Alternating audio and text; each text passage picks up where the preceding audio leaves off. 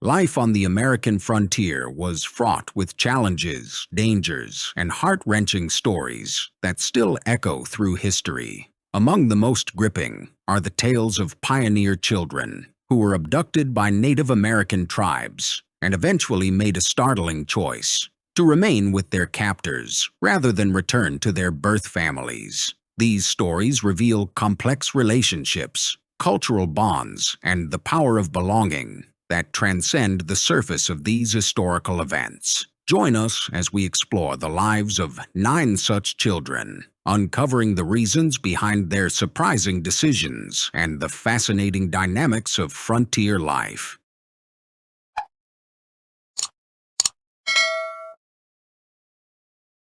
Adolf Korn.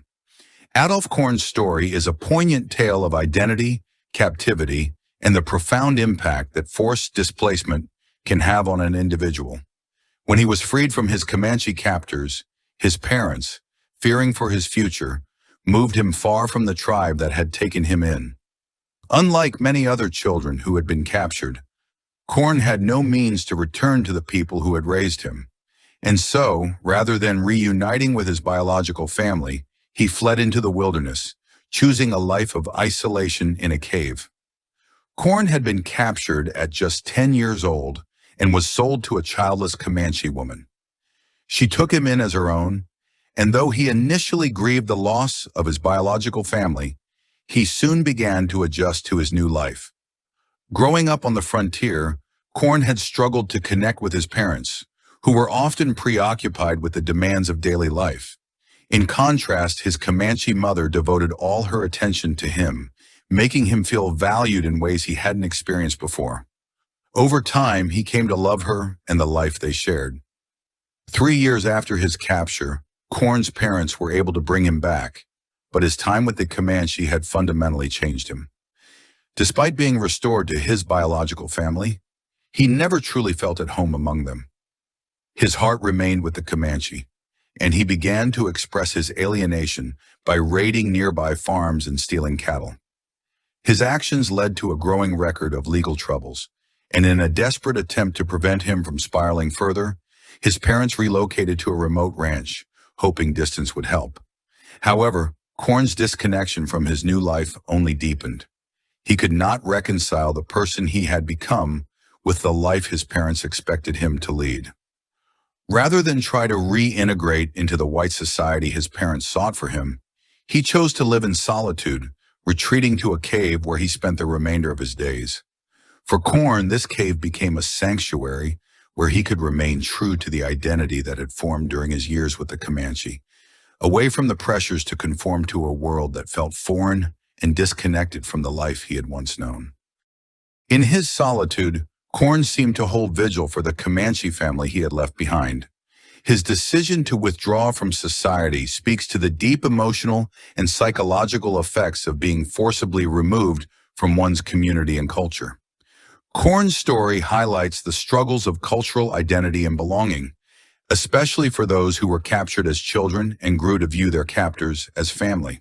He could never fully return to the life of his birth, nor could he fully integrate into the world his parents envisioned for him. For the rest of his life, Korn lived in quiet reverence for the people he had come to regard as his true family, the Comanche, and he never stopped longing for a reunion with the brothers he had lost. The Boyd Children. The Boyd children's story is one of stark contrast between the expectations of family reunification and the harsh realities of captivity. After years spent living with various Iroquois and Delaware families, they were finally freed by their father, John Boyd. Yet instead of welcoming him with gratitude, the children chose to flee the moment they were returned to his care, running away to rejoin the people who had originally taken them. This response was perplexing to their father, who had gone to great lengths to secure their freedom, only to have them reject his efforts.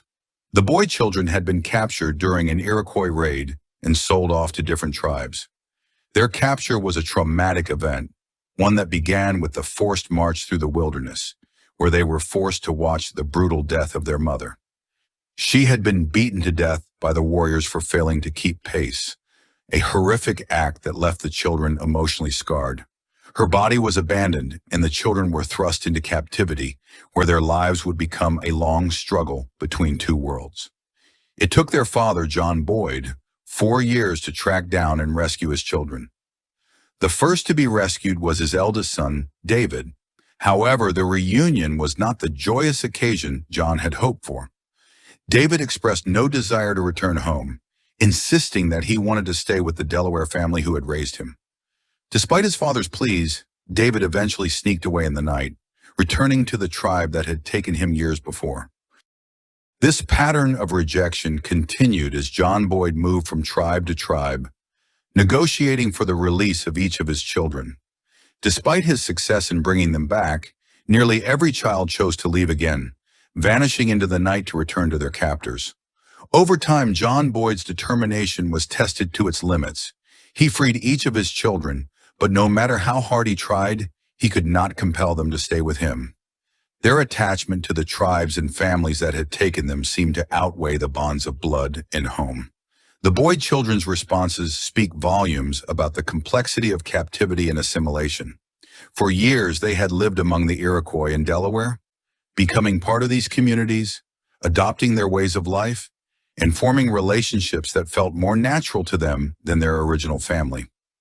The trauma of their capture was profound, but so too was the sense of belonging they found with their captors. By the time they were freed, they had grown to see their captors as family, and their former lives seemed foreign and distant.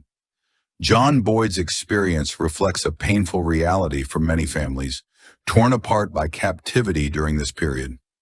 The children, despite their natural connection to their biological family, were shaped by their years spent among the native tribes.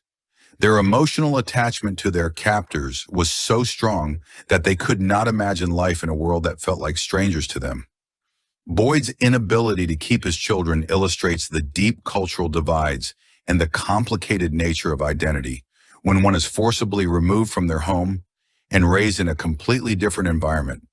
This story is not just one of captivity and rescue, but also one of the lasting effects of displacement, of how children, when removed from their biological families, can form new attachments and identities that surpass those they were born into. Mary Jemison.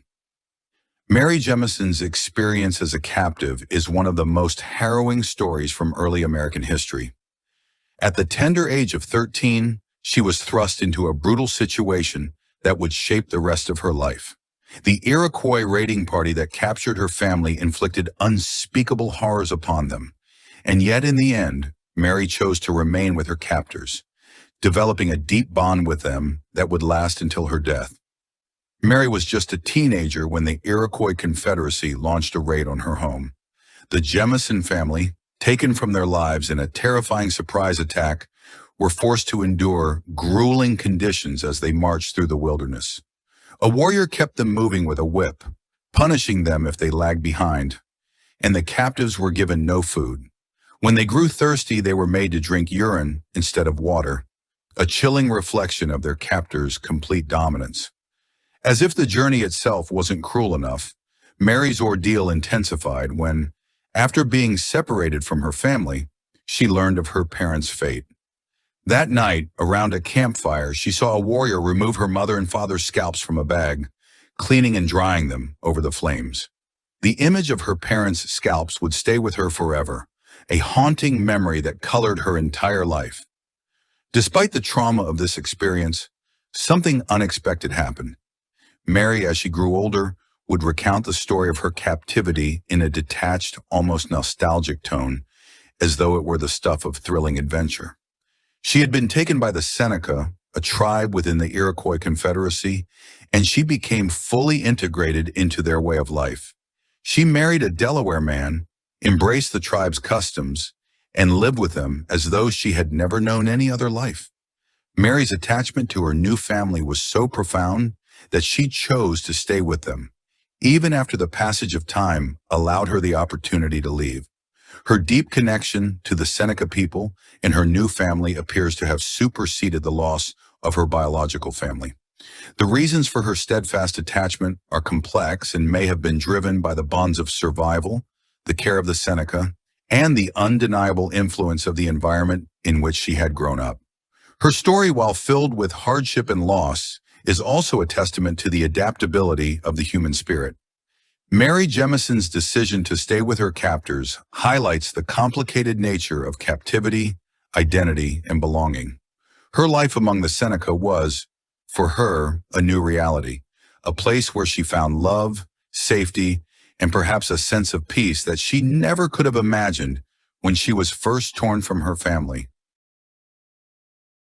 Mary Campbell. Mary Campbell's name is one of many in the tragic history of children taken during Pontiac's War. Like hundreds of others, she was torn from her home and her parents forced to live among Native American tribes as a part of a bitter cycle of revenge. The children, including Mary, were meant to replace those lost by the tribes during the conflict, an exchange of sorts as the Native people sought retribution for the deaths of their own. When the war finally ended, Colonel Henry Bouquet took a decisive step to restore peace.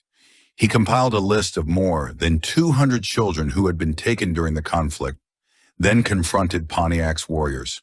He demanded that they return each child, threatening that peace would remain elusive unless they complied. The tribes reluctantly agreed, and the children were sent back to their families. However, Mary Campbell's return was anything but peaceful. She resisted going back to her biological family, despite being forcibly taken from the Lenape tribe who had raised her. Once she was back with her original family, she tried repeatedly to escape and return to the people who had become her family during the years of captivity. This wasn't an isolated case. Many children felt the same way. Of the 200 children who were returned, nearly half attempted to flee from their biological families. They had grown so attached to their Native American captors, who had cared for them, that they preferred the life they had built with them over the one they had left behind. This raises an intriguing question about identity, belonging, and the complex bonds that form between these children and the Native families that took them in. Mary Campbell's story is not just one of captivity and conflict, but a poignant reflection on the impact of cultural integration. The children who had been taken were often torn between two worlds, the one they had been born into and the one they had come to know. Olive Ann Oatman. When Olive Oatman recounted her time as a captive of the Mojave, she described them in harsh terms, portraying them as uncivilized and her experience as one of great suffering. However, certain aspects of her story suggest a more nuanced reality, one that Olive may not have fully acknowledged or was reluctant to share. Perhaps the most striking evidence was visible to anyone who looked at her: the intricate blue tattoo etched across her jaw, a symbol of her time with the Mojave. Olive was raised in a devout Mormon family that set out on a journey to California, seeking a new life. Along the way, tragedy struck when Apaches attacked their wagon train, killing most of her family. Olive and her sister were taken captive, but not for long. The Apaches sold them to the Mojave, a tribe that would adopt Olive into their community. For the next 5 years, she lived among them, not as a captive in the traditional sense, but as a member of their society. The Mojave treated Olive and her sister with kindness, offering them food, clothing, and shelter. The tattoo on Olive's face, a traditional Mojave marking, was likely meant to symbolize her integration into their community. Far from being forced, the tattoo may have been part of a cultural ritual, one that Olive accepted as part of her new life. Such markings were often a sign of belonging and protection, ensuring safe passage into the afterlife. When Olive's brother Lorenzo, the sole survivor of their family, tracked her down, the circumstances of her return were complex. The Mojave were enduring a period of severe famine, and their resources were strained. Concerned for Olive's well-being, her adoptive family reluctantly agreed to let her leave and reunite with her brother. After her return to white society, Olive published a book detailing her experiences. In it, she criticized the Mojave, portraying them in a negative light. Yet her actions and appearance told a different story. Olive had fully adopted their way of life, wearing their clothes and embracing their customs. The tattoo, which she could not hide, was a permanent reminder of her years with the tribe and a testament to her integration into their culture. One controversial detail adds another layer of complexity to Olive's story. Among the Mojave, she was known by the name Spansa, a term that has been interpreted to mean sore vagina. While its exact significance is debated, it has fueled speculation about her experiences during her time with the tribe. Olive insisted in her writings that she was treated with respect and that her chastity remained intact. The truth behind this name, however, remains a mystery, leaving room for varying interpretations. Olive Oatman's life was shaped by profound cultural shifts and conflicting identities. Her experiences among the Mojave likely influenced her more deeply than she admitted. Her story reminds us of the complexities of cultural assimilation and the challenges of reconciling one's past with a return to a very different world. Herman Lehmann. Herman Lehmann's life took a dramatic turn at the age of 10 when he was taken by Apache warriors. Over the years, this experience reshaped his identity so profoundly that he no longer saw himself as a white boy, but as an Apache through and through. By the time he was discovered 8 years later, Herman had completely assimilated into his adopted culture, even to the point of forgetting his original name. Within the Apache community, Herman, who called himself Nda, had earned respect as a skilled warrior. He rose to the rank of petty chief, a recognition of his bravery and leadership in battles. Herman had participated in numerous raids and skirmishes, including one audacious charge into a fort manned by Texas Rangers. These experiences solidified his identity as part of the Apache tribe, both in his mind and in the eyes of those around him. However, a tragic event disrupted his life within the tribe. A conflict arose when a medicine man killed Herman's adoptive father, Carnovista, an Apache warrior who had mentored and cared for him. Seeking justice, Herman avenged Carnovista's death by killing the medicine man. This act, while aligning with the warrior ethos of retribution, left him in a precarious position. Fearing retaliation, he fled into the wilderness, choosing solitude over the potential dangers of staying with the Apaches or returning to white society. For a year, Herman lived in isolation, a testament to his resilience and adaptability. He avoided both the Apache and settlers, navigating the rugged terrain and relying on his skills to survive.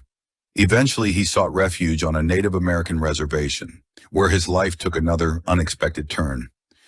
News of a blue-eyed, fair-skinned boy living on the reservation reached Herman's biological family, sparking hope in his mother. She traveled to the reservation, clinging to the possibility that this might be her long-lost son. When they finally met, neither recognized the other. Herman's demeanor was wary and distant. Reflecting on this later, he said, "I was an Indian, and I did not like them because they were palefaces." It was Herman's sister who bridged the gap. She noticed a distinctive scar, a mark only her brother could have, and joyfully cried out, "It's Herman!" Her exclamation stirred something deep within him. The name sounded vaguely familiar, as if from a distant memory. Herman later recalled the moment, describing the confusion he felt before the realization dawned. It was his own name. Herman Lehmann's story highlights the profound effects of cultural assimilation and the struggle for identity in a life shaped by two vastly different worlds. Through Herman's journey, we gain a deeper appreciation of the complexities of life on the frontier and the intersections of native and settler experiences. Unice Williams. Unice Williams' story is one of transformation and adaptation. After being taken captive by Mohawk warriors, the young girl's life changed completely. Her father, Reverend John Williams, was determined to find her and bring her back to their Puritan community in Deerfield, Massachusetts. Despite his efforts, the Mohawks refused to allow him to buy her freedom. However, they permitted him to speak with her, offering a brief and poignant glimpse into the life she was beginning to lead. During their conversation, Unice shared her fears and confusion about her new surroundings. She spoke of rituals performed by the Mohawks, interpreting them as mocking the devil, which reflected the lens of her Puritan upbringing. She also mentioned a French Catholic missionary who had begun teaching her prayers, expressing uncertainty about their meaning. "I don't understand one word of the prayers," she told her father. "I hope it won't do me any harm." Her words revealed a young girl caught between two worlds, struggling to make sense of the cultural and spiritual shifts she was experiencing. As years passed, Unice's identity underwent a profound transformation. A decade after her capture, John Schuyler, an emissary, visited her on behalf of her father. By then, Unice had fully embraced the Mohawk way of life. She had converted to Catholicism, a significant departure from her Puritan roots, and married a Mohawk warrior. She no longer spoke English and dressed in the traditional attire of her adopted people. Schuyler spent 2 hours attempting to persuade Unice to return to her father and the community she had left behind. His efforts were met with a quiet but firm resistance. In the entire conversation, Unice spoke only 4 words in response to his plea to reunite with her family. "It may not be." These words carried a sense of finality, reflecting her commitment to her new life and the bonds she had formed within the Mohawk community. Unice's decision to remain with the Mohawks illustrates the complexities of cultural assimilation and personal agency. While her father and others viewed her as a captive, Unice had forged a new identity and chosen to stay with the people who had become her family. Through Unice's journey, we gain insight into the broader dynamics of colonial-era interactions between Native American tribes and settlers, as well as the personal struggles of individuals caught at the intersection of two vastly different worlds.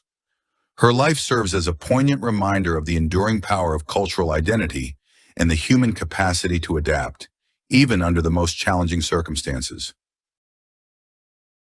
Cynthia Anne Parker.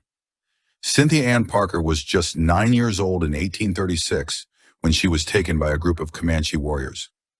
This event occurred during a raid on her family's settlement in Texas, a time when such confrontations were common as settlers expanded westward into indigenous lands. During the raid, Cynthia and 4 other children were taken captive. It marked the beginning of a life-altering journey for Cynthia, who was separated from her family and her former way of life. Despite the traumatic circumstances of her capture, Cynthia managed to survive and adapt to her new environment. Over the next 4 years, she was fully assimilated into Comanche society. She embraced their culture, learning the language, participating in daily life, and forming bonds with her new family. Reports of her survival eventually reached traders and settlers. One trader, a man named Williams, learned of her presence in a Comanche camp and sought to negotiate her release. Williams offered the Comanche chief any sum of money in exchange for Cynthia's freedom, but when given the chance to speak to her, Cynthia remained silent, staring at the ground. Her reluctance to respond suggested that she had grown deeply attached to her new life and was unwilling to leave it behind. This moment marked the beginning of a decades-long effort to return Cynthia to her biological family, a process fraught with cultural misunderstandings and personal heartbreak. It wasn't until nearly 20 years later that Cynthia was forcibly removed from the Comanche. In 1860, during a confrontation between the Comanche and a group of Texas Rangers, Cynthia was discovered living among the tribe. Recognizing her white skin and blue eyes, the Rangers identified her as Cynthia Anne Parker and took her back to her biological relatives. However, what the Rangers saw as a rescue was, for Cynthia, a loss of everything she had come to hold dear. By this time, Cynthia had spent 24 years as part of the Comanche people. She had married Peta Nocona, a respected Comanche warrior, and together they had 3 children, including Quanah Parker, who would later become a prominent Comanche leader. The Rangers' actions not only removed Cynthia from her home, but also resulted in the death of her husband, further deepening her grief and sense of displacement. When Cynthia was returned to her family, she struggled to adjust. Living on her uncle's farm in Texas, she felt isolated and out of place. Her attempts to run away back to the Comanche were unsuccessful, and the limitations placed on her freedom weighed heavily on her. The deep cultural divide and her longing for the life she had known made her transition nearly impossible.